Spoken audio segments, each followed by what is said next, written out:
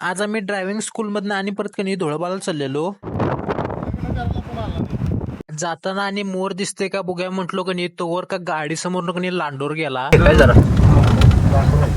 त्याच्यानंतर तिथनं पुढे गेल्यानंतर कणी आणि पाऊस चालू झाला आणि पावसात कणी कसलं भारी वातावरण झालंय.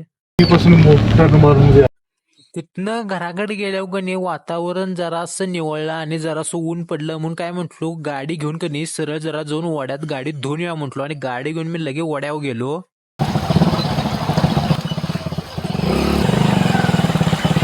वड्याचं पाणी कणी एकदम चांगलं आणि वाहतं पाणी होतं म्हणून कणी गाडी व्यवस्थित लावून घेतलो आणि गाडी धुवायला मी चालू केलो लगे. गाडीवर कणी चारी बाजूने व्यवस्थित पाणी मारून गाडी व्यवस्थित धुवून घेतलो.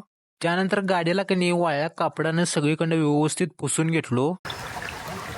वाड्यात कणी बारकी पोडं मासं पकडाल त्यांनी या पिशवीत कणी त्यांनी बारकी मासं पकडलेली.